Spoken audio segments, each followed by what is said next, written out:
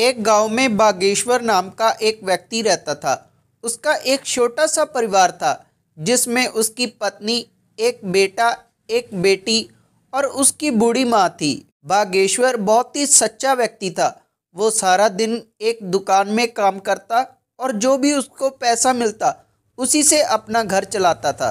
बागेश्वर के बेटा और बेटी दोनों एक स्कूल में पढ़ते थे। बागेश्वर की पत्नी, जिसका नाम शीतल था, वो भगवान भोलेनाथ की बहुत बड़ी भक्त थी। वो भगवान शिव को दिल से मानती थी। जब भी शीतल मंदिर जाती तो अपने साथ अपने बेटे शंकर को लेकर जाती थी। शंकर भी भगवान भोलेनाथ की बहुत अच्छे से पूजा करता था। शंकर जब भी मंदिर जाता अपने दिल की बात भगवान भोलेनाथ की मूर्ति से करता। सारा दिन उसके साथ जो भी हुआ वो भगवान भोलेनाथ की मूर्ति को बताता। शंकर ने भगवान भोलेनाथ की एक मूर्ति अपने घर के पूजा रूम में भी रखी थी। शंकर एक भोला भाला बच्चा था। शंकर की दादी उसे कहती थी कि भगवान शिव सबकी बातें सुनते हैं, उनके भक्तों की बातें वो कभी नहीं टालते। एक दिन शंकर के स्कूल में मुख्यमंत्री जी ने आना था तो सभी को अगले दिन अच्छे से तैयार होकर आने की सलाह दी थी, लेकिन शंकर के जूते फट चुके थे। तभी शंकर की मम्मी शीतल अपने पति बागेश्वर से कहती है कि कल हमारे बच्चों के स्कूल में मुख्यमंत्री जी ने आना है। सभी को अच्छे से तैयार होकर आने के लिए कहा है, लेकिन हमारे बच्चे शंकर के पास जूते नहीं हैं। बागेश्वर अपनी पत्नी से कहता है कि मैं जिस दुकान पर काम करता हूँ उनसे पूछूंगा कि अगर मुझे वो पैसे एडवांस दे दे तो।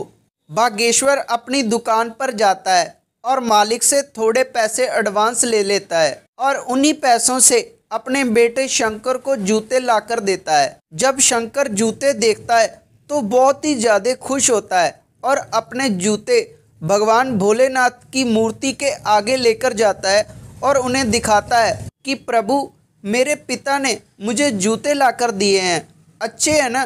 तभी शंकर की बहन कहती है कि ये भोलेनाथ की मूर्ति है, ये तुम्हारी बातें नहीं सुनती, ये तुमसे कभी बात नहीं करेगी। तो शंकर कहता है कि नहीं, ऐसा नहीं है, दादी जी ने कहा है कि शंकर भगवान की मूर्ति सबकी बातें सुनती है। ऐसा बोलकर शंकर वहाँ से चला जाता है, लेकिन उसके मन में ये बात अच्छे से फिट हो जाती है कि भगवान मेरे से बातें नहीं करते।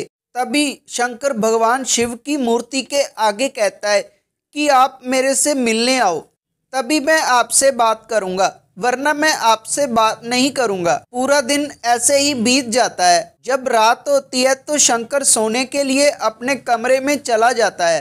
तभी भगवान शंकर सच में शंकर जी से मिलने आते हैं और शंकर को उठाते हैं। कहते हैं कि बेटा उठो, देखो मैं तुमसे मिलने आया हूँ। तभी शंकर उठता है और देखता है कि भगवान शिव सच में उससे मिलने आते हैं। शंकर भगवान शिव को बैठने के लिए कहता है और रसोई में चला जाता है। रसोई में उसको खाने के लिए कुछ नहीं मिलता, तो इसीलिए वो एक गिलास दूध का लेकर भगवान शिव को दे देता है। भगवान शिव दूध पीते हैं और शंकर को आशीर्वाद देकर वहाँ से चले जाते हैं।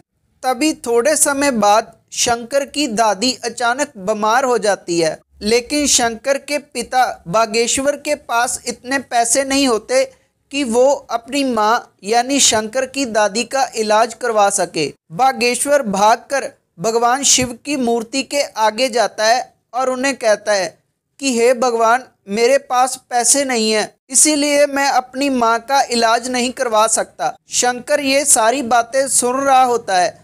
तभी शंकर भागकर भगवान शिव के मंदिर जाता है और उन्हें कहता है कि हे भगवान, मेरे पिता की मदद कीजिए, उनके पास पैसे नहीं हैं। तभी थोड़े समय बाद एक वैद्य आकर उनके घर का दरवाज़ा खटखटाता है। वो वैद्य शंकर के पिता से कहता है कि मैं वैद्य हूँ, मुझे आपके बेटे ने बुलाया है। वैद्य आकर उसकी माता का इलाज करता है और कुछ दवाइयाँ देता है। तभी शंकर की माता रसोई में जाती है और एक दूध का गिलास तैयार करती है।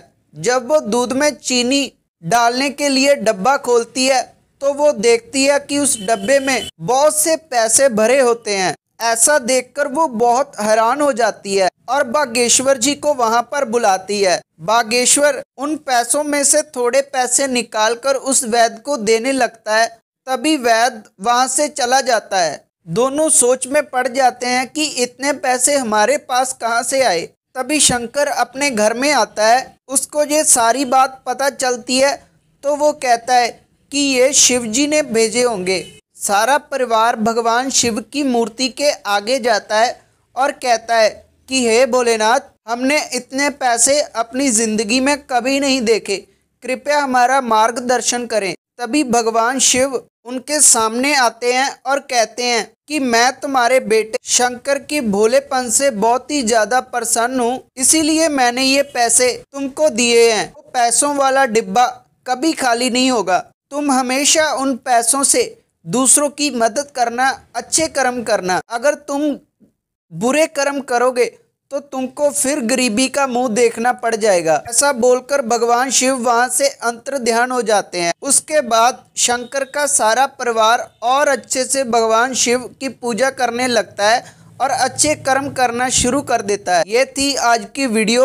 अगर आपको वीडियो अच्छी लगी तो वीडियो को लाइक करना और आपका अपना चैनल जरूर सब्सक्राइब करना और बेल नोटिफिकेशन जरूर ऑन करना, क्योंकि ऐसे ही वीडियो हमारे चैनल पर आती रहती हैं और वो आपको सबसे पहले मिल जाएगी। धन्यवाद।